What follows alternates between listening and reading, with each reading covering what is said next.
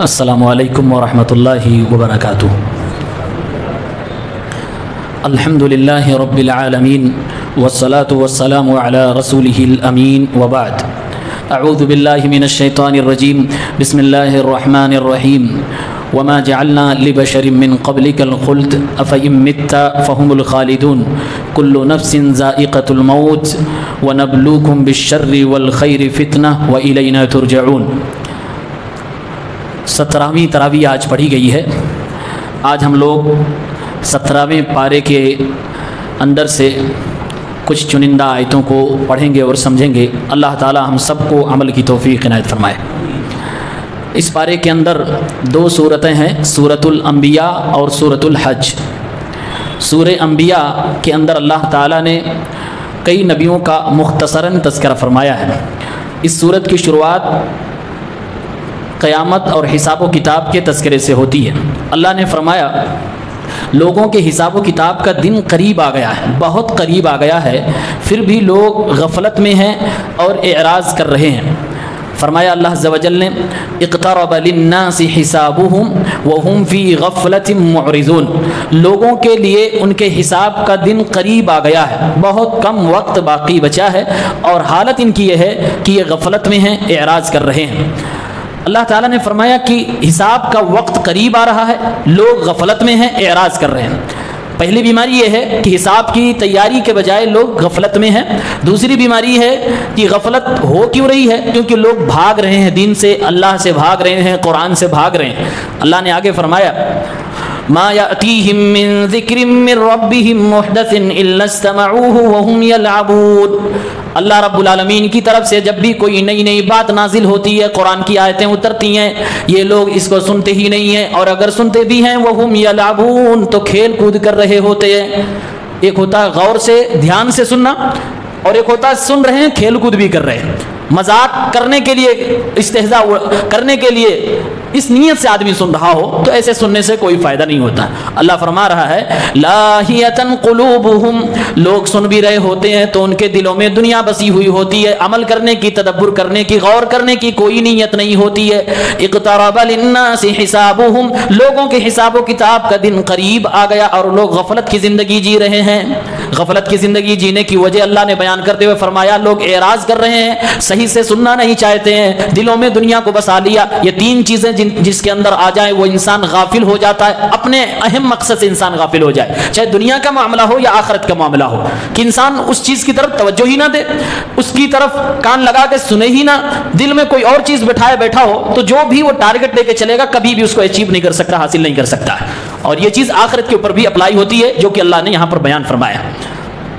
سوال یہ ہے کہ یہ قرآن کی آیت آج سے 1400 سال پہلے نازل ہوئی ہے۔ اللہ نے فرمایا قیامت قریب آ گئی ہے، اور آج 14 صدیاں گزر گئی، 15ویں صدی چل رہی ہے، قیامت آئی نہیں ہے۔ اس کا کیا مطلب ہے؟ مفسرین کرام نے لکھا ہے جتنی دنیا گزر چکی ہے، جتنے اوقات اس دنیا کے گزر چکے ہیں اور جتنے باقی ہیں، باقی رہنے والا وقت بہت تھوڑا باقی بچا ہے، کیونکہ قیامت کی سب سے پہلی نشانی ہمارے نبی صلی اللہ علیہ وسلم کا نبی بن کر آ جانا ہی تھا۔ ہمارے نبی دنیا میں آ گئے آخری پیغمبر بن کے، یعنی کہ اب کوئی نبی نہیں آئے گا، یہ قیامت کی نشانی تھی۔ ایک جواب مفسرین نے یہ بھی دیا ہے جو چیز آنے والی ہے وہ قریب ہے، جس کو آنا ہے وہ تو قریب ہی ہے، جو گزر گیا وہ تو دور تھا، جو آنے والا وہ قریب ہے۔ ہر آنے والی چیز دور نہیں ہوتی ہے، قریب ہوتی ہے۔ اور تیسرا جواب یہ دیا ہماری اور آپ کی نگاہوں میں یہ 15 صدیاں گزر گئیں، قرآن میں اللہ نے فرمایا انہم یرونہ بعیدا ونراہ قریبا، لوگ سمجھتے ہیں قیامت بہت دور ہے، ابھی نہیں آنی ہے۔ اللہ فرما رہا ہے میں سمجھ رہا ہوں، میں کہتا ہوں کہ یہ بہت قریب ہے، قیامت کو اللہ فرما رہا قریب ہے۔ اور اس آیت میں غور کریں، اقتربا یہ عربی کا لفظ ہے، اقتربا ویسے قریب لفظ بھی عربی کا ہے۔ اللہ نے یہ نہیں فرمایا قربا، لوگوں کے حساب و کتاب کا دن قریب آ گیا، اقتربا کہا، اس کا مطلب یہ ہے کہ بہت قریب آ گیا ہے۔ اور اللہ نے یہ بھی نہیں کہا ہے کہ قیامت کا وقت قریب آیا ہے، حسابہم لوگوں کے حساب و کتاب کا وقت قریب آ گیا ہے، جبکہ ہمیں معلوم ہے قیامت آ جانے کے بعد کئی سو سال تک اللہ رب العالمین حساب کتاب کرے گا ہی نہیں۔ دنیا کے لوگ پریشان ہو جائیں گے، سورج کو اپنے سر کے اوپر پا کر سورج کی گرمی کی وجہ سے لوگوں کا دماغ کھول رہا ہوگا، ساری دنیا کے لوگ پریشان ہوں گے، اللہ حساب کتاب ہی نہیں کرے گا، لوگ روئیں گے، نبیوں کے پاس جائیں گے کہ اللہ سے سفارش کیجیے کہ اللہ تعالیٰ حساب کرنا شروع کر دے۔ اللہ نے فرمایا لوگوں کے حساب کا وقت قریب آ گیا، قیامت تجھ سے کئی سو سال پہلے ہی آ چکی ہوگی. مطلب یہ ہے کہ قیامت بہت قریب ہے. اسی صورت میں اللہ نے ایک جگہ قیامت کے حوالے سے فرمایا وَنَضَعُ الْمَوَازِينَ الْقِسْطَ لِيَوْمِ الْقِيَامَةِ, قیامت کے دن برابر برابر وزن کرنے والے ترازو کو ہم لگائیں گے. فَلَا تُظْلَمُ نَفْسٌ شَيْئًا, تو کسی بھی نفس کے اوپر ذرہ برابر ظلم نہیں کیا جائے گا. وَإِن كَانَ مِثْقَالُ حَبَّةٍ مِّنْ خَرْدَلٍ أَتَيْنَا بِهَا, ذرہ برابر بھی, رائی کے دانے کے برابر بھی اگر کسی کی نیکی ہوگی تو اسے ہم لے کر آئیں گے. وَكَفَى بِنَا حَاسِبِينَ, اور لوگوں کا حساب و کتاب کرنے کے لیے میں اکیلا اللہ کافی ہوں. اللہ نے فرمایا حساب کے لیے میں اکیلا کافی ہوں. کوئی یہ نہ سوچے اتنی بڑی دنیا ہے, اتنے سارے لوگ ہیں, اور پھر انسانوں کے ساتھ جناتوں کی آبادی ہے, ان دونوں مخلوقات کا اللہ تعالیٰ کیسے اکیلے حساب کرے گا. فرمایا وَكَفَى بِنَا حَاسِبِينَ, میں اکیلے حساب کے لیے کافی ہوں. پھر آگے اللہ نے اسی صورت میں فرمایا يَوْمَ نَطْوِي السَّمَاءَ كَطَيِّ السِّجِلِّ لِلْكُتُبِ, جس طریقے سے ایک شخص اوراق کو دفتر میں لپیٹ دیتا ہے, ایسے کل قیامت کے دن آسمانوں کو میں اپنے ہاتھوں میں لپیٹ لوں گا. وَالسَّمَاوَاتُ مَطْوِيَّاتٌ بِيَمِينِهِ, سارے آسمانوں کو اللہ اپنے داہنے ہاتھ میں لپیٹ لے گا. اللہ نے مثال دی ہے جیسے ایک لکھنے والا رائٹر اور کاغذ لکھنے کے بعد کاغذ کو لپیٹتا ہے, ایسے ہی میں قیامت کے دن آسمانوں کو اپنے ہاتھ میں لپیٹ لوں گا. اور اللہ ہاتھ میں لپیٹنے کے بعد اس وقت اپنے مالک ہونے کا اعلان فرمائے گا کہ میں ہوں اللہ, میں ہوں اکیلا, میں ہوں مالک, دنیا کے بادشاہ کہاں گئے. اللہ فرماتا ہے جیسے دنیا کو ہم نے پہلی بار پیدا فرمایا تھا ایسے دوبارہ ہم تمہیں زندہ بھی کریں گے. وعدن علینا, یہ میرا وعدہ ہے, انا کننا فاعلین, اور ایسا میں کر کے رہوں گا. تو قیامت کا تذکرہ اللہ نے اس صورت میں بھی کیا. اس کے بعد والی جو صورت ہے سورہ حج, اس کی پہلی اور دوسری آیت میں ہی اللہ نے قیامت کے منظر کو بیان کیا ہے. یا ایھا الناس اتقوا ربکم, اے دنیا کے لوگوں اپنے رب سے ڈرو. ان زلزلۃ الساعۃ شیء عظیم, قیامت کا زلزلہ بہت بڑی چیز ہے. یوم ترونها تذهل كل مرضعۃ عما ارضعت, جس قیامت کے زلزلے کی وجہ سے دودھ پلانے والی عورت اپنے دودھ پیتے بچے کو اپنے سینے سے دور پھینک دے گی. وتضع كل ذات حمل حملها, اور ہر عورت جس کے پیٹ میں بچہ پل رہا ہوگا وہ ڈر کی وجہ سے گر جائے گا. وترى الناس سکارا, تم دیکھو گے کہ لوگ نشے میں لگ رہے ہوں گے. وما هم بسکارا, لوگوں کے اوپر کوئی نشہ ہوگا, کوئی نشہ نہیں ہوگا. ولكن عذاب اللہ شدید, یہ سب قیامت کی ہولناکی اور قیامت کے دردناک منظر کی وجہ سے لوگوں کی حالت خراب ہوئی ہوگی. یہ قیامت کا تذکرہ اللہ تعالیٰ نے اس پارے کے اندر کیا ہے. اس کے بعد اللہ نے آیت نمبر 34 اور 35 میں مشرکین اور کفار کا جواب دیتے ہوئے فرمایا, لوگ کہتے تھے محمد کتنے دن تک جیے گا, ایک دن یہ بھی دنیا سے چلا جائے گا. مشرکین کہتے تھے جب یہ جائے گا اس کے ساتھ ساتھ اس کا نام و نشان بھی مٹ جائے گا, تھوڑے دن کے لیے یہ اپنی دعوت تبلیغ کر لے, کتنے لوگوں کو وہ مسلمان بنا پائے گا. تو اللہ تعالیٰ نے جواب دیتے ہوئے فرمایا وما جعلنا لبشر من قبلک الخلد, اے نبی آپ سے پہلے کسی بھی انسان کو ہمیشہ کی زندگی میں نے نہیں دی. افئن مت فهم الخالدون, اگر آپ کو موت سے دوکنار ہونا پڑا تو کیا یہ مشرکین و کفار جو آج آپ کا مذاق بنا رہے ہیں اور انتظار کر رہے ہیں کہ ایک دن آپ بھی مر جائیں گے, آپ تو جائیں گے ہی, آپ کو بھی موت آنے والی ہے, لیکن یہ مشرکین و کفار بھی نہیں بچیں گے, ان کو بھی مرنا ہے, ہمیشہ کی زندگی انہیں بھی نہیں ملنے والی. کل نفس ذائقۃ الموت, ہر نفس کو موت کا مزہ چکھنا ہے. ونبلوکم بالشر والخیر, ہم نے دنیا میں لوگوں کو زندگی اس لیے دی ہے تاکہ ان کو برائیوں سے بھی آزمائیں, ان کو اچھائیوں سے بھی آزمائیں. ونبلوکم بالشر والخیر فتنہ والینا ترجعون, تم سب کو پلٹ کر میرے طرف آنا ہے. اللہ تعالیٰ نے اس آیت کے اندر موت کو, زندگی کو اور موت کے بعد کی زندگی کو, تینوں کو بیان کیا ہے. فرمایا اللہ تعالیٰ نے کسی بھی انسان کو ہمیشہ کی زندگی میں نے نہیں عطا فرمائی, اور یہ بات اللہ کے نبی صلی اللہ علیہ وسلم سے اللہ نے کہی ہے. معلوم یہ ہوا کہ اللہ تعالیٰ کا کلام قرآن مجید اللہ کے نبی صلی اللہ علیہ وسلم کی وفات اور موت کا قائل ہے. جو لوگ آج یہ کہتے ہیں ہمارے نبی صلی اللہ علیہ وسلم کی وفات نہیں ہوئی, ان کی موت نہیں ہوئی, اور اس کے لیے طرح طرح کی تعویلیں کرتے ہیں, وصال فرما گئے, پردہ فرما گئے, یہ قرآن کے عقیدے سے انحراف ہے. اور جو لوگ یہ کہتے ہیں نبی کے لیے موت کا لفظ, نبی کے لیے وفات کا لفظ استعمال کرنا گستاخی ہے, ایسے لوگ قرآن کریم کو گستاخی والی کتاب کہتے ہیں, کیونکہ قرآن نے اپنے نبی کو موت کی لفظ سے یاد کیا. اور حضرت ابوبکر صدیق نے بھی فرمایا تھا, اے لوگوں جو محمد کی عبادت کرتا ہے, من کان یعبد محمدا فإن محمدا قد مات, وہ جان لے کہ محمد رسول اللہ صلی اللہ علیہ وسلم کو موت آ گئی. یعنی قرآن نے اللہ کے نبی صلی اللہ علیہ وسلم کے لیے موت کا لفظ استعمال فرمایا, ابوبکر صدیق نے اللہ کے نبی کے لیے موت کا لفظ استعمال فرمایا. اگر اللہ کے نبی صلی اللہ علیہ وسلم کے لیے موت کا لفظ استعمال فرمانا, وفات کا لفظ استعمال کرنا اللہ کے نبی کی شان میں گستاخی ہوتی. تو قرآن کریم کبھی یہ لفظ اپنے نبی کے لیے نہ استعمال کرتا, ابو بکر صدیق اپنے نبی کے لیے لفظ کبھی نہ استعمال کرتے. یعنی قرآن نے عقیدہ دیا کہ جیسے سارے دنیا کے انسانوں کی موت ہوتی ہے, ایک انسان ہونے کے ناطے ہمارے نبی صلی اللہ علیہ وسلم کی بھی موت آ گئی ہے. اور دوسری چیز یہ بھی ثابت ہوئی کہ کسی بھی انسان کے لیے مناسب نہیں ہے کہ کسی کی موت سے خوشی منائے, کیونکہ یہ لوگ نبی کریم کی موت کا انتظار کرتے تھے. گویا کہ یہ کہنا چاہ رہے تھے کہ جس دن اس کی وفات ہوگی ہم سیلیبریشن کریں گے, ہم خوشی منائیں گے. تو کسی بھی انسان کے لیے یہ مناسب نہیں ہے کہ وہ کسی کے مرنے پر خوشی منائے, کیونکہ اسے بھی مرنا ہے. اس لیے اللہ نے فرمایا اے نبی اگر آپ کی وفات ہوئی تو کیا یہ سب بچ جائیں گے؟ ان کو بھی جانا ہے. ہاں آپ نیک ہیں, آپ متقی پرہیزگار ہیں, آپ کا مرتبہ اعلیٰ ہوگا, آنے والی زندگی اچھی ہوگی, بلکہ ان کفار و مشرکین کی زندگی کے تو نرک والی زندگی ہوگی. دوسری چیز اللہ نے فرمایا کل نفس ذائقۃ الموت, ہر نفس کو موت کا مزہ چکھنا ہے. انسان کے جسم اور روح سے مل کر زندگی بنتی ہے. جب روح کو اللہ تعالیٰ بدن سے الگ کر دیتا ہے انسان کو موت آ جاتی ہے, اور اس روح کے نکلنے کا جو طریقہ جو انداز ہوتا ہے اس کی وجہ سے انسان کا جسم تڑپ جاتا ہے. اس لیے ہر انسان کی موت کے وقت ایک بد مزہ ہوتا ہے, ایک اس کا ذائقہ ہوتا ہے جو بڑا دردیلا ہوتا ہے, جس کو اللہ کے نبی نے یوں فرمایا الا ان للموت لسکرات, اے میری امت کے لوگوں موت کی سختیاں ہوتی ہیں. یعنی موت کے وقت بھی انسان کو ایک عجیب و غریب قسم کا درد ہوتا ہے, کیونکہ اس کے بدن سے اس کی روح جدا رہی ہوتی ہے. اس لیے اللہ نے فرمایا کل نفس ذائقۃ الموت, ہر نفس کو یہ درد چکھنا پڑے گا. اس لیے اللہ نے ذائقہ کا مطلب ہوتا ہے چکھنے والی, ہر نفس موت کا ذائقہ چکھنے والی ہے. وہ ذائقہ میٹھا نہیں ہے, وہ ذائقہ کڑوا ہے, دردیلا ہے. اس لیے ابن قیم رحمہ اللہ وغیرہ فرماتے ہیں کہ جب بدن سے روح جدا ہوتی ہے تو اس کو موت کہتے ہیں, اور یہ موت کا درد جو ہے بڑا خطرناک ہوتا ہے جو ہر انسان کو سہنا پڑتا ہے. دنیا گزرنے کی جگہ ہے, یہاں پر رہائش ہمیشہ ہمیشہ کے کسی کو نہیں مل سکتی ہے. اور دنیا کی زندگی کی یہ خوبی ہے کہ آج اگر یہ خوشی دے گی تو کل آپ کو تکلیف دے گی, ہر خوشی کے بعد تکلیف, تکلیف کے بعد خوشی. یعنی زندگی میں کوئی یہ سوچ لے کہ ہمیشہ ہمیں خوشیاں ملیں گی, سمجھو اس کو زندگی ہی نہیں ملی. زندگی نام ہی ہے خوشی اور غمی کا, غمی کے بغیر اس زندگی کا تصور نہیں ہے. آگے اللہ نے فرمایا وَنَبْلُوكُمْ بِالشَّرِّ وَالْخَيْرِ فِتْنَةً, ہم تمہیں آزمائیں گے برائیوں سے بھی اور اچھائیوں سے بھی.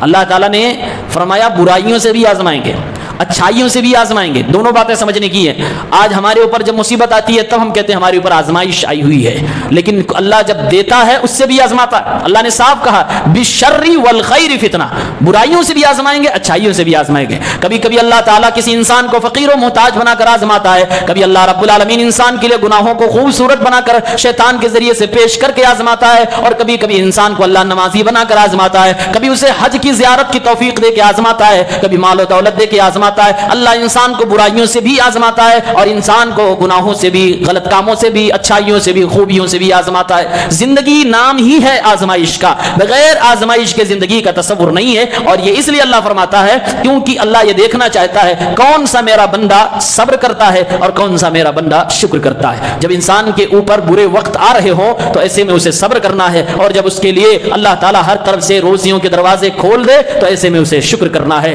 یہی ہماری اور آپ کی آزمائش ہے. وَبَلَوْنَاهُمْ بِالْحَسَنَاتِ وَالسَّيِّئَاتِ لَعَلَّهُمْ يَرْجِعُونَ, ہم اپنے بندوں کو نیکیوں سے بھی برائیوں سے بھی آزماتے ہیں.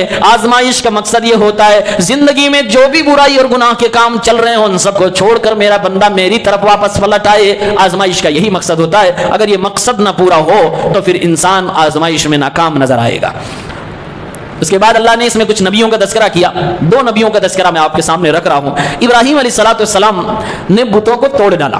قوم کے لوگوں نے کہا کہ یہ ابراہیم ہی بار بار ہمارے بتوں کا تذکرہ کرتا تھا, یہی توڑا ہوگا. آ کر حضرت ابراہیم سے سوال کرتے ہیں تم نے بتوں کو توڑا ہے؟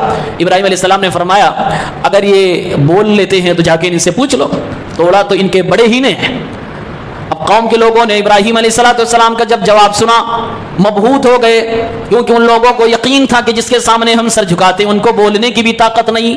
یہ لوگ آپس میں واپس گئے اور آپس ہی میں ایک دوسرے کو ملامت کرنے لگے اس بات پر کہ ہم جس کے سامنے سر جھکاتے ہیں تو بولتے بھی نہیں ہیں. اور ابراہیم نے کہہ دیا ہے ان کے بڑے نے توڑا ہے, اگر یہ بول سکتے جا کے ان سے پوچھو. قرآن نے بیان کیا فرجعوا الى انفسهم فقالوا انکم انتم الظالمون, آپس میں بات کرتے ہوئے کہنے لگے تم لوگ ہی گنہگار ہو, ہم ہی لوگ آپس میں ظلم کرنے والے ہیں, شرک کرنے والے ہیں. یہ بت جس کے لیے ہم لڑ رہے ہیں یہ تو بول بھی نہیں سکتے کہ جس سے ہم پوچھ لیں کہ کس نے بتوں کی مرمت کی ہے, کس نے توڑا پھوڑا ہے.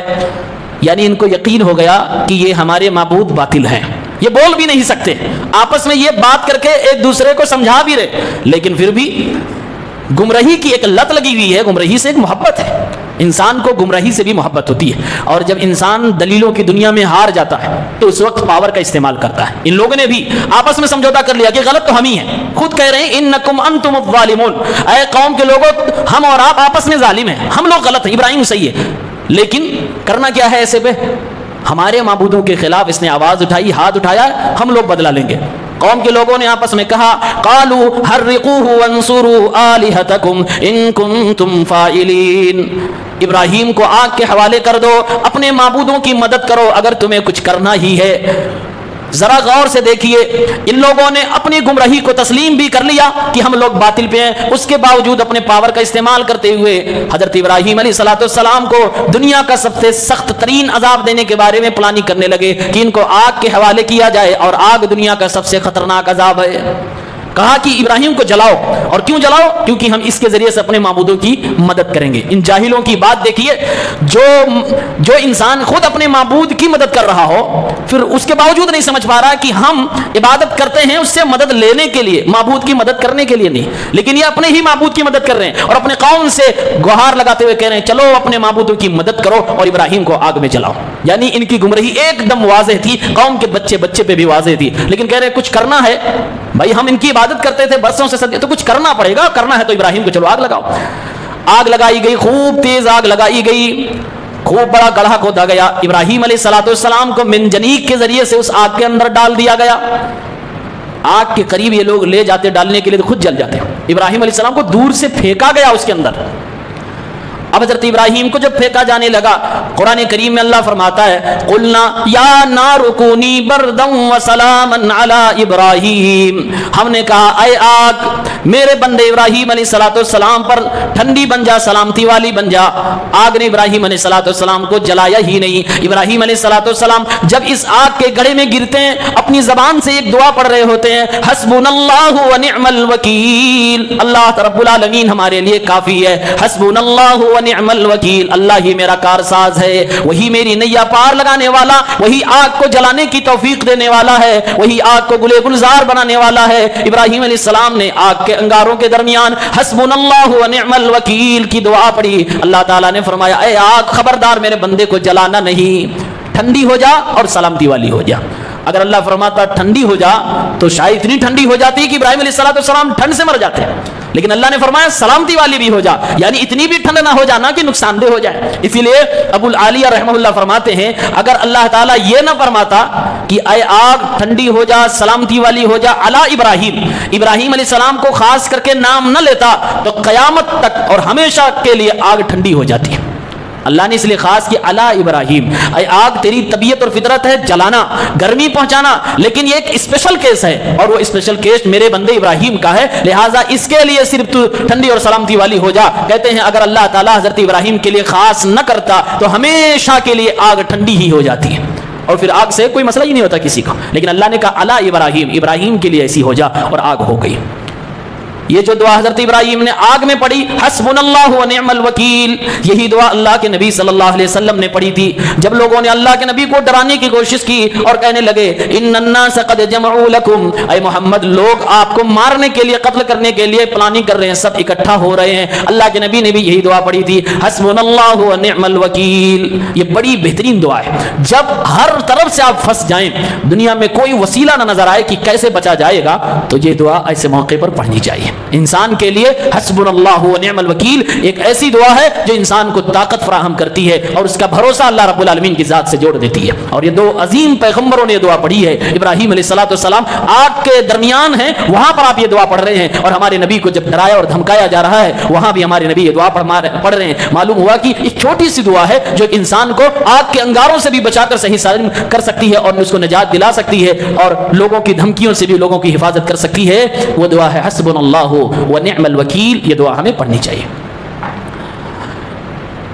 ایک دوسرے پیغمبر ہیں حضرت یونس علیہ السلام، یہ مچھلی والے پیغمبر ہیں، قرآن نے ان کو کئی جگہوں پہ نام تو لیا ہے اور کئی جگہوں پہ مچھلی والا پیغمبر کہہ کے پکارا ہے۔ اللہ نے فرمایا وَظَنُّونِ إِذْ ذَهَبَ مُغَاضِبًا فَظَنَّ أَن لَّن نَّقْدِرَ عَلَيْهِ، میرے مچھلی والے پیغمبر جب غصہ ہو کے اپنی قوم سے چل پڑے اور یہ سوچ بیٹھے کہ اللہ رب العالمین ان پہ قدرت نہیں رکھے گا، فَنَادَىٰ فِي الظُّلُمَاتِ، قوم سے غصہ ہو کے اللہ کے لیے یہ بھاگے تھے، مچھلی کے پیٹ میں چلے گئے اور تاریکیوں میں پھنس گئے۔ مچھلی کے پیٹ میں زندہ صحیح سلامت موجود ہیں، سمندر کی گہرائی میں رات کا اندھیرا ہے، تین اندھیرا، رات کا اندھیرا الگ، سمندر کی گہرائی کا اندھیرا، مچھلی کے اندر کا اندھیرا۔ وہیں پر حضرت یونس علیہ السلام دعا فرما رہے ہیں لا الہ الا انت سبحانک انی کنت من الظالمین، اے اللہ تیرے علاوہ کوئی معبود برحق نہیں، تیری تسبیح بیان کرتا ہوں، تو ہر عیب سے پاک ہے۔ اے اللہ مجھ سے جو غلطی ہو گئی، میں اپنی قوم سے غصہ ہو کر بھاگ آیا ہوں، میں صبر نہیں کر پایا،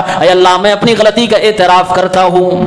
یہ دعا مانگی، اللہ رب العالمین نے حضرت یونس علیہ السلام کو مچھلی کے پیٹ سے بھی نکالا اور سمندر کے پانی سے بھی نکالا، نجات عطا فرما دی۔ قرآن میں اللہ نے فرمایا فَاسْتَجَبْنَا لَهُ وَنَجَّيْنَاهُ مِنَ الْغَمِّ، میں نے اپنے پیغمبر مچھلی والے پیغمبر حضرت یونس کی دعا کو سنا اور ان کی دعا کو قبول بھی فرمایا، غموں سے ان کو نجات عطا فرمائی۔ وَكَذَلِكَ نُنْجِي الْمُؤْمِنِينَ، جس نے بھی مجھے خالص نیت سے پکارا ہے، کتنی بھی پریشانیوں میں ہو، میں اپنے مومن بندوں کو بھی ایسے مصیبتوں سے نکالتا ہوں اور بچاتا ہوں۔ یہ ایک دعا یہ بھی سکھائی گئی لا الہ الا انت سبحانک انی کنت من الظالمین۔ اس دعا کے بارے میں ہمارے نبی نے فرمایا ہے انہ لم يدع بها رجل مسلم فی شیء قط الا استجاب اللہ له، ہر مسلمان جب بھی اس دعا کو پڑھ کر اللہ سے دعا مانگتا ہے اللہ تعالیٰ ضرور اس کی دعا کو قبول فرماتا ہے۔ دعا کون سی ہے؟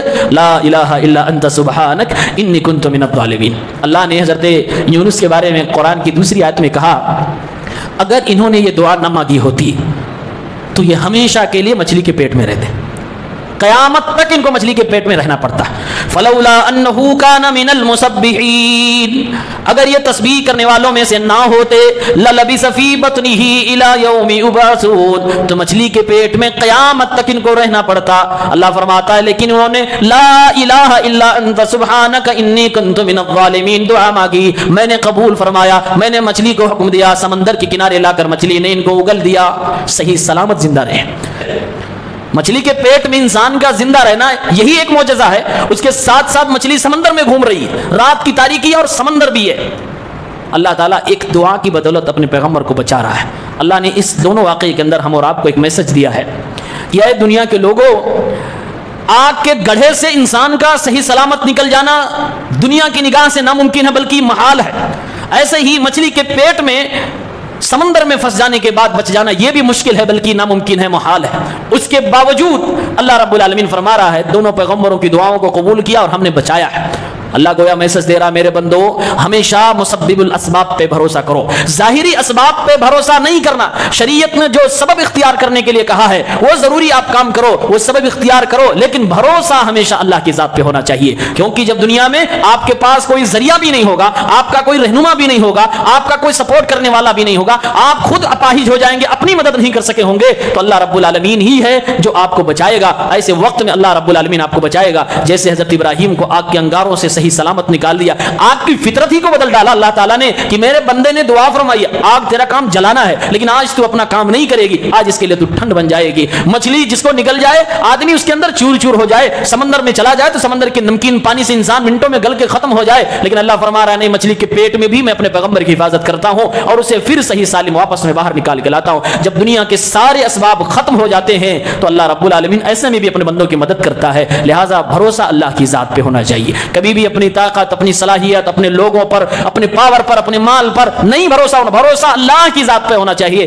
یہی صحیح بھروسہ ہے۔ اور بھروسے کے اندر یہ بھی شامل ہے کہ جو ذریعہ اور اسباب اختیار کرنے کے لیے اسلام نے کہا ہے اسے ہمیں اختیار کرنا چاہیے۔ اس کے بعد سورہ حج کی شروعات ہوتی ہے۔ سورہ حج میں اللہ تعالیٰ نے حج کا بھی تذکرہ فرمایا ہے۔ ابراہیم علیہ السلام کے لیے اللہ تعالیٰ نے خانہ کعبہ کو بسایا، بنایا اور وہاں پر حضرت اسماعیل علیہ السلام کی شادی کروائی، وہاں کے لوگوں میں رشتہ داریاں بڑھی، وہاں آبادی بڑھی۔ ابراہیم علیہ السلام کی دعا اللہ نے قبول کی کہ ایسی پتھروں والی زمین پہ پھل فروٹ کی پوری بوچھار ہے، ساری دنیا سے ایک نمبر کا جو پھل فروٹ، گلے جات، کھانے پینے کی چیزیں وہاں موجود ہیں اور پائی جا رہی ہیں، لوگ خود لے جا کر وہاں پہنچا رہے ہیں، اچھی رقم لے رہے ہیں۔ یہ سب اللہ رب العالمین کی برکت ہے۔ اللہ تعالیٰ نے فرمایا قرآن کریم میں وَإِذْ بَوَّأْنَا لِإِبْرَاهِيمَ مَكَانَ الْبَيْتِ، جب میں نے ابراہیم علیہ السلام کے لیے خانہ کعبہ کو رہنے کی جگہ بنا دیا، ان کے لیے خانہ کعبہ کو بسا دیا، مکہ بنا دیا، مکہ کو آباد کر دیا۔ مکہ کو آباد کرنے کا مقصد، خانہ کعبہ کو آباد کرنے کا مقصد یہ ہے اللہ تشرک بی شیئا، تاکہ خانہ کعبہ کے اندر مکہ کی سرزمین پر میرے ساتھ شرک نہ کیا جائے۔ امام التوحید پیغمبر اسلام حضرت ابراہیم علیہ السلام کے لیے خانہ کعبہ کو آباد کیا گیا، مکہ کو آباد کیا گیا۔ مقصد اللہ نے بتایا تاکہ اس زمین پر خانہ کعبہ کے اندر میرے ساتھ شرک نہ کیا جائے۔ وَطَهِّرْ بَيْتِيَ لِلطَّائِفِينَ وَالْقَائِمِينَ وَالرُّكَّعِ السُّجُودِ، اور اے میرے بندے ابراہیم علیہ السلام، میرے گھر کو، خانہ کعبہ کو طواف کرنے والوں کے لیے پاک کر دیجئے، شرک سے بھی پاک کر دیجئے، گندگیوں سے بھی پاک کر دیجئے، بے حیائی سے بھی پاک کر دیجئے، نماز پڑھنے والوں کے لیے بھی پاک کر دیجئے، رکوع سجدہ کرنے والوں کے لیے بھی پاک کر دیجئے۔ ابراہیم علیہ السلام کو اللہ نے فرمایا کہ خانہ کعبہ کو پاک فرمائیے۔ پاک کرنے کا حکم دینے کے بعد اللہ نے فرمایا وَأَذِّن فِي النَّاسِ بِالْحَجِّ، ابراہیم علیہ السلام لوگوں میں اعلان کر دیجئے حج کرنے کا، یأتوک رجالا وعلی کل ضامر یأتین من کل فج عمیق، لوگ پیدل بھی آپ کے پاس حج کرنے کے لیے آئیں گے، اور لوگ دنیا کے دور دراز علاقے سے بھی چل کر حج کرنے کے لیے آپ کے اس گھر کی طرف آئیں گے، خانہ کعبہ کی طرف آئیں گے، مکہ کی طرف آئیں گے۔ اللہ تعالیٰ نے ابراہیم علیہ السلام کے لیے خانہ کعبہ کو آباد فرمایا اور فرمایا اعلان کر دیجئے حج کے لیے۔ اعلان کس نے کروایا؟ اللہ رب العالمین نے کیا۔ کس نے؟ ابراہیم علیہ السلام نے۔ کہاں سے کیا؟ کوئی لاؤڈ اسپیکر، کوئی سوشل میڈیا پلیٹ فارم، کچھ نہیں، وہی مکے کا پہاڑ، اسی پہ کھڑے ہو کے اللہ تعالیٰ کے اس اعلان کو ابراہیم علیہ السلام نے کیا۔ وَأَذِّن فِي النَّاسِ بِالْحَجِّ، لوگوں میں حج کا اعلان کریے کہ لوگ حج کرنے آئے خانہ کعبہ کا۔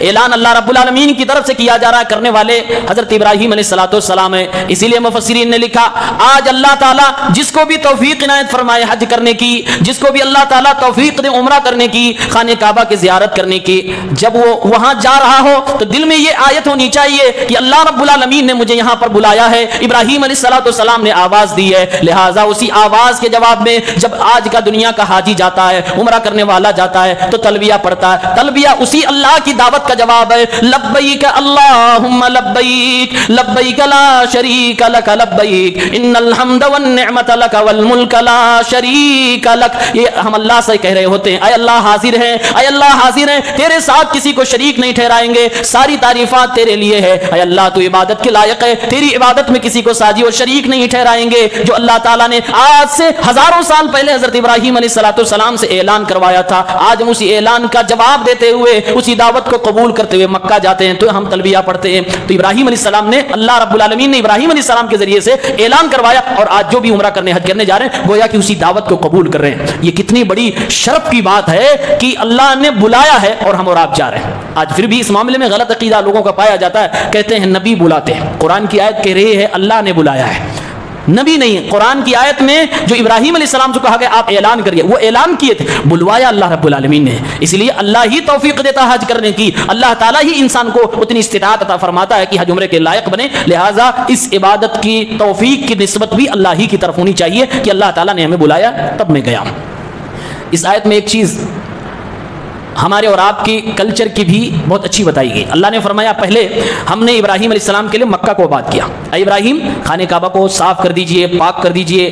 کن کے لیے؟ لوگ دور دراز سے آئیں گے، طواف کرنے کے لیے آئیں گے، نماز پڑھنے کے لیے آئیں گے، رکوع سجدہ کرنے کے لیے آئیں گے، لہٰذا اس کو پاک صاف کر دیجئے، بالکل مینٹین کر دیجئے۔ اس کے بعد اللہ نے فرمایا وَأَذِّن فِي النَّاسِ بِالْحَجِّ، اب لوگوں میں اعلان فرما دیجئے کہ لوگ حج کرنے کے لیے آئیں۔ گویا اللہ تعالیٰ نے ایک ادب سکھایا ہے، اپنے گھر پہ اگر مہمان کسی کو بلانا چاہتے ہو، دعوت پہ کسی کو بلانا چاہتے ہو تو پہلے مہمان کے لیے مہمان خانہ بنا لو، پہلے جگہ مینٹین کر لو، اس کو صاف ستھری کر لو، جیسا کہ اللہ تعالیٰ فرما رہا میرے گھر کو پاک کرو، میرے گھر میں لوگ آئیں گے زیارت کرنے کے لیے اور یہ پاک صاف نہ رہے تو اچھی بات نہیں۔ اللہ نے پاک صاف کرنے کے لیے جو کہا ہے، تمام مفسرین نے کہا صرف یہ نہیں تھا کہ جھاڑو لگوا دیا جائے، اصل مقصد تھا کہ جو یہاں شرک پایا جاتا ہے وہ شرک سے اس کو پاک کر دیا جائے، یہاں پر جو ننگے طواف کیا جا رہا ہے اس سے پاک کر دیا جائے، یعنی شرک سے بھی پاک ہو، بے حیائی سے بھی پاک ہو، اور زمینی گندگی سے تو پاک ہونا ہی چاہیے۔ اسی لیے آج ہمیں اور آپ کو مہمان خانے میں بہت سارے لوگ اجمیر کی تصویر لگائے بیٹھے، کسی اور مقبرے کی تصویر لگائے بیٹھے، کوئی کچھ نہیں تو تاج محل ہی لگائے بیٹھا ہوا۔ تاج محل بھی ایک مقبرہ ہی ہے میرے بھائیوں، آج لوگ نہیں جانتے تاج محل بھی ایک مقبرہ ہی ہے، اس کے اندر قبر ہے، لہذا اس کو اپنے گھروں میں نہ لٹکایا کریں۔ آج مہمان خانوں میں یہ ساری جو شرکیات کی تصویریں لگی ہوتی ہیں اس کو نکالیے۔ قرآن کی آیت بتا رہی ہے پاک کریے مہمان خانے کو، شرکیات سے، غلط چیزیں وہاں پر نہیں ٹنگی ہونی چاہیے، اور اس کے علاوہ بے حیائی وہاں پر نہیں ہونی چاہیے۔ ایسا لگے کہ کیلنڈر آپ نے چپکایا ہوا لگایا ہوا جس میں ننگی عورتوں کی تصویریں ہیں، تو وہاں پر بے حیائی بھی نہ ہو۔ مہمان کو مہمان داری کرنے کے لیے آپ کے گھر کی جوان لڑکیاں جا رہی ہوں ناشتے پانی کے نام پر، یہ بھی اس سے پاک ہونا چاہیے۔ ساتھ ساتھ میں وہاں پر گندگی نہیں ہونی چاہیے، صاف ستھرے کپڑے ہوں، صاف ستھری چادریں ہوں، جو بھی اللہ تعالیٰ نے آپ کو میسر کیا ہے وہ چیز پوری آپ طاقت لگا کر اس کو صاف کریے۔ یہ قرآن کی اس آیت کے ذریعے سے مہمان نوازی کا سلیقہ بتایا گیا۔ اللہ نے فرمایا یہ میرا گھر ہے، میرے گھر میں لوگ آئیں گے، مہمان نوازی تو میری طرف سے ہوگی، اسی لیے اللہ تعالیٰ نے فرمایا صاف کریے، ہر چیز سے میرے گھر کو صاف کریے۔ لوگ آئیں گے، کہاں سے آئیں گے لوگ؟ اللہ نے فرمایا من کل فج عمیق۔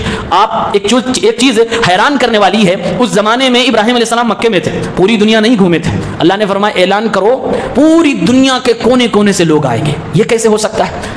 آواز پوری دنیا میں پہنچ بھی نہیں رہی ابراہیم علیہ السلام، پھر بھی اللہ نے فرمایا پوری دنیا کے کونے کونے سے، دور دراز سے لوگ آئیں گے، پیدل آئیں گے۔ اگر پیدل نہیں، کوئی ان کے پاس بیمار سواریاں ہیں، ضامر کا مطلب اونٹنی، ایسی جو کمزور اونٹنی ہے، کمزور اونٹنی پر بھی لوگ بیٹھ کر آئیں گے، سواریاں ٹوٹی پھوٹی ہوں گی تب بھی آئیں گے لوگ، لیکن آئیں گے۔ آپ اعلان تو کریے۔ معلوم یہ ہوا اللہ نے اشارہ دے دیا آنے والا دور اسلام کا دور ہے۔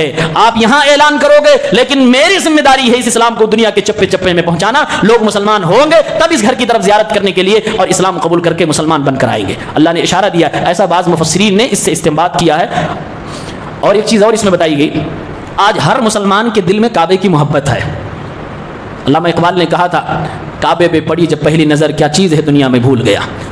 خانہ کعبہ کو حقیقت میں جب پہلی بار انسان دیکھتا ہے تو حیران ہو جاتا ہے تو پتھر کا بنا ہوا ایک گھر ہی ہے، لیکن اس کے تعلق سے جو عقیدت، جو محبت اللہ تعالیٰ نے مسلمانوں کے دلوں میں ڈال رکھا ہے، امام التوحید ابراہیم علیہ السلام کی وجہ سے، ہمارے پیغمبر صلی اللہ علیہ وسلم کی وجہ سے، سارے مسلمانوں کے لیے مرکز ہونے کی وجہ سے، وہ عجیب و غریب ایک محبت ہے۔ اور سچ ہے انسان خانہ کعبہ کو دیکھ کر تھوڑی دیر کے لیے تو مدہوش ہو جاتا ہے، حیران ہو جاتا ہے، واہ اللہ تیری قدرت ہے۔ ایک عجیب و غریب اس میں کشش ہے، ایک عجیب و غریب سکون انسان کو میسر ہوتا ہے۔ کیوں؟ اس لیے کہ اللہ تعالیٰ نے خانہ کعبہ کی محبت ہمارے دلوں میں ڈال رکھی، اس لیے کیونکہ ہمیں اس گھر کی طرف بلایا گیا ہے۔ اگر محبت نہ ہو تو آپ نہیں جاؤ گے، پیسے خرچ کر کے نہیں جاؤ گے، سفر کی مصیبتیں اٹھا کر نہیں جاؤ گے۔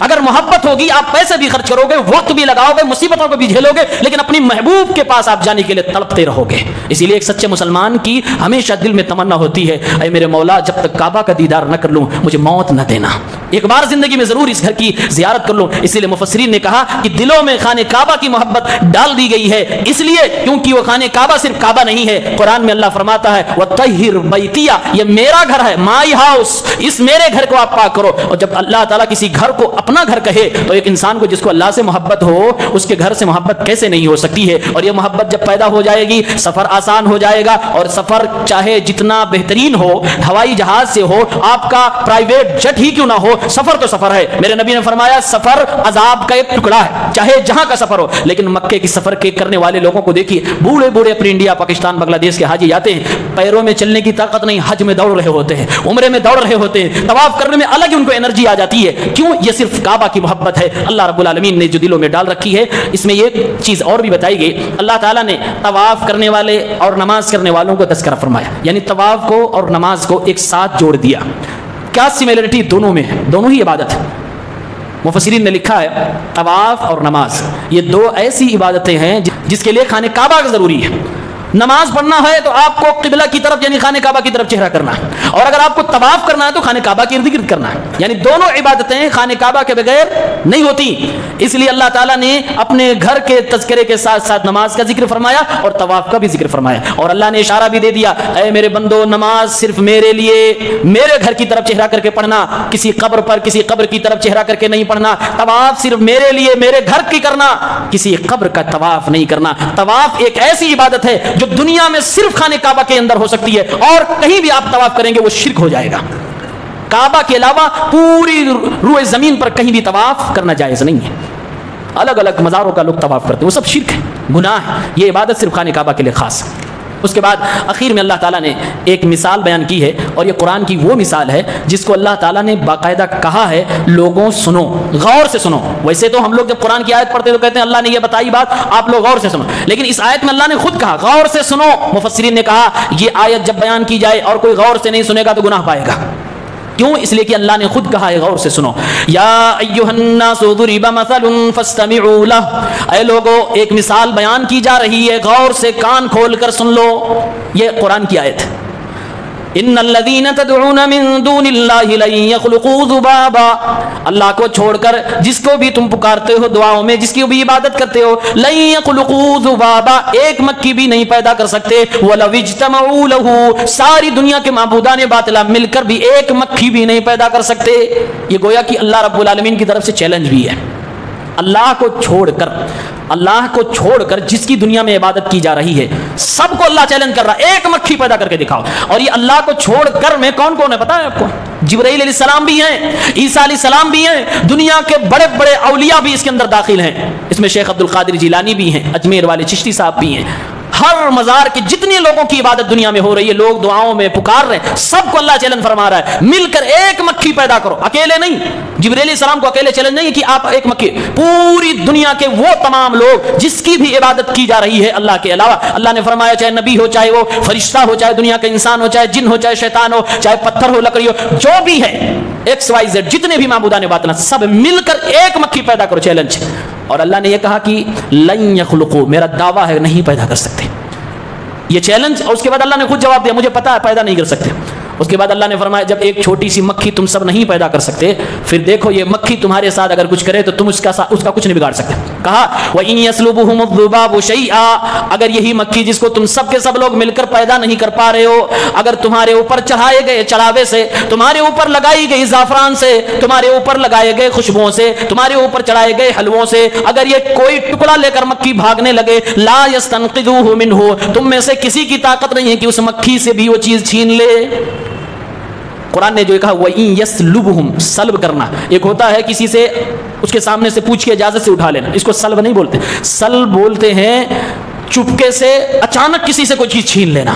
جیسے ایک مثال میں معنی قریب کرنے کے لیے کروں، عام طور سے بندر اس طرح سے چھینتے ہیں، آپ کو پتہ ہی نہیں ہے، آپ کیلے کھا رہے ہیں اسٹیشن پہ بندر آیا آپ کے ہاتھ سے چھین کے لے کے چلا گیا، نہیں روک پا رہے۔ اللہ نے فرمایا ایسے زبردستی تمہارے ہاتھ سے تمہارے اوپر چڑھائی گئی چڑھاوے کو اگر یہ مکھی چھین کے لے کر بھاگنے لگے، لا یستنقذوہ منہ، تم سب کے سب مل کر بھی اس مکھی کو نہیں روک پاؤ گے، اس سے وہ چیز نہیں چھین پاؤ گے۔ عبداللہ ابن عباس رضی اللہ عنہما اس کی تفسیر کرتے ہوئے فرماتے ہیں پرانے زمانے میں بتوں کو زعفران لگایا جاتا تھا، زعفران لگاتے تھے بتوں میں، پورا پوتتے تھے، خوشبو لگاتے تھے، جب وہ سوکھ جاتا تھا تو تھوڑا ذرہ ذرہ ٹائپ ہو جاتا تھا، مکھیاں اس کی خوشبو سے آتی تھی اور وہ زعفران کا ٹکڑا لے کر بھاگتی تھی۔ اللہ نے وہی فرمایا وہ ٹکڑا بھی تم چھین نہیں سکتے ہو۔ اور ایک تفسیر کرتے ہوئے ابن جریج نے کہا لوگ بتوں پر شہد پوتتے تھے اور اس کے سامنے لے جا کر میٹھا رکھتے تھے، مکھیاں اسے لے کر بھاگتی تھی۔ اللہ رب العالمین نے فرمایا ایک مکھی جو اپنے چونچ میں تھوڑا سا شہد لے کر بھاگ رہے، تم نہیں چھین سکتے، اس کو واپس نہیں لا سکتے، یہ چیلنج ہے میرا۔ اللہ تعالیٰ نے جب دو بات کا چیلنج کر دیا، کہا مکھی پیدا نہیں کر سکتے، چھوٹی سی چیز، اور اگر وہی چھوٹی سی چیز تم سے کچھ چھیننے لگے تم اس کو واپس نہیں لے سکتے۔ پھر آگے اللہ نے فرمایا ضعف الطالب والمطلوب، کمزور ہے وہ انسان جو ان معبودان باطلہ کے سامنے اپنا سر جھکاتا ہے، یہ بت بھی کمزور ہے، یہ مکھی بھی کمزور ہے، یہ سارے کے سارے معبودان باطلہ بھی کمزور ہے۔ اسی لیے ایک مفسر نے لکھتے ہوئے لکھ دیا، کہا اگر دنیا میں سارے بتوں کو ایک طرف لاؤ جو لکڑیوں سے بنائے گئے، جو پتھروں سے بنائے گئے ہیں، جو مردہ ہے، اور ایک طرف ایک زندہ مکھی کو لاؤ، تو اللہ کی قسم وہ ایک زندہ مکھی ان پتھروں سے زیادہ طاقتور ہے، وہ ایک زندہ مکھی ایک مردے سے زیادہ طاقتور ہے، وہ ایک زندہ مکھی چاہے آسمانوں کی بلندی تک کا ایک بت بنا دیا جائے اس سے زیادہ طاقتور ہے، کیونکہ اس مکھی کے اندر جان بھی ہے، یہ اڑ بھی سکتی ہے، یہ اس کے کان پہ بیٹھ سکتی ہے، ناک پہ بیٹھ سکتی ہے، اس کے سامنے سے چیزیں لے کر بھاگ سکتی ہے، یہ اس کا کچھ بھی نہیں بگاڑ سکتے۔ اس لیے اللہ نے فرمایا ضعف الطالب والمطلوب، یہ مکھی بھی تو کمزوری ہے، لیکن اے دنیا کے لوگوں تم اس مکھی کو بھی نہیں پیدا کر سکتے، میری کمزور سے کمزور مخلوق کو بھی تم ہرا نہیں سکتے، اور تمہارا دعویٰ میری برابری کرنے کا ہے، تمہارا دعویٰ میرے ہم پلہ ہونے کا ہے، میرے ساتھ کسی کو شریک ٹھہرانے کا ہے۔ لوگوں سوچو اور سمجھو، غور غور کرو تم کتنی بڑی ناانصافی اللہ کے ساتھ کر رہے ہو. اس لیے اگلی آیت میں اللہ نے فرمایا ما قدر اللہ حق قدرہ ان اللہ لقوی عزیز. یقیناً جو لوگ شرک کرتے ہیں, چاہے وہ جبرائیل علیہ السلام کی عبادت کرتے ہوں, چاہے عیسیٰ علیہ السلام کی کرتے ہوں, چاہے ہمارے نبی صلی اللہ علیہ وسلم کی کرتے ہوں, چاہے پیرانے پیر حضرت شیخ عبد القادر جیلانی کی کرتے ہوں, یا کسی بھی مزار کے اندر مدفون شخص کو عبادت کرتے ہوں, اللہ رب العالمین فرما رہا ہے کہ یہ سارے کے سارے لوگ اللہ کے گستاخ ہے. مشرک, ایک بات طے ہے, مشرک کسی کا گستاخ ہو یا نہ ہو, اللہ کا گستاخ ضرور ہوتا ہے. آپ دیکھیں گے مشرک لوگ دوسروں پر گستاخی کا لیبل بہت جلدی لگاتے ہیں. کیوں بھائی؟ کہتے ہیں میرے نبی کا عشق مجھے ہوا ہے.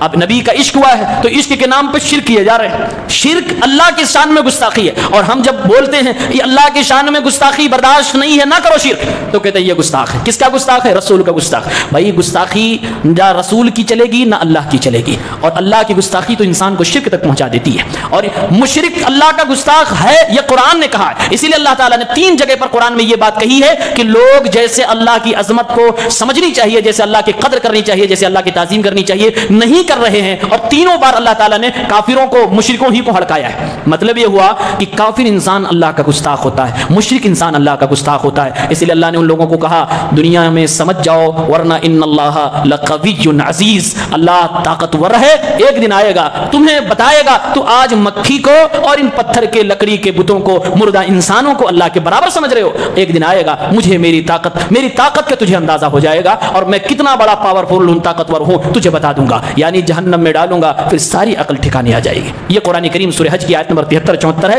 شرک سے انسان کو دور کرنے کے لیے بہت بہترین آیت ہے. اسی لیے اللہ نے اس آیت کے شروع میں کہا اے لوگوں, ایک مثال بیان کی جا رہی ہے, فاستمعوا لہ, غور سے سنو. مفسر نے کہا صرف سننے سے کچھ نہیں ہوتا, ایسا سننا جس کے بعد انسان کو سوچنا پڑے, وہی سننا فائدہ مند ہوتا ہے.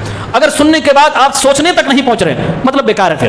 اس لیے کہا فاستمعوا لہ. سمع کے معنی سننا, استماع کے معنی بھی سننا, لیکن دونوں میں فرق ہے. قرآن کے سننے کے بارے میں جب اللہ نے کہا تو وہاں بھی اللہ نے کہا غور سے سنو. استماع کے معنی ہوتے غور سے سننا, اور سمع کے معنی ہوتے سننا. اگر میں اپنا کام کر رہا ہوں, بغل میں کوئی بول رہا تو میں اسے بھی سن رہا ہوں, اپنا کام بھی کر رہا ہوں. لیکن جب کہیں گے استماع لہو, میں اسے سن رہا ہوں, مطلب میں اپنا کام نہیں کر رہا ہوں, میں صرف اسے سن رہا ہوں. لہذا اللہ نے فرمایا فاستمعوا لہو, غور سے سنو. اس لیے ایک مفسر نے استدلال کرتے ہوئے کہا جب یہ آیت بیان کی جائے اور کوئی انسان نہ سن رہا ہو, اس کے کانوں تک آواز پہنچ رہی ہو, تو انسان گناہ پائے گا, کیونکہ اللہ نے کہا غور سے سنو. اللہ تعالیٰ ہم سب کو نیک عمل کرنے کی توفیق دے. آمین. السلام علیکم.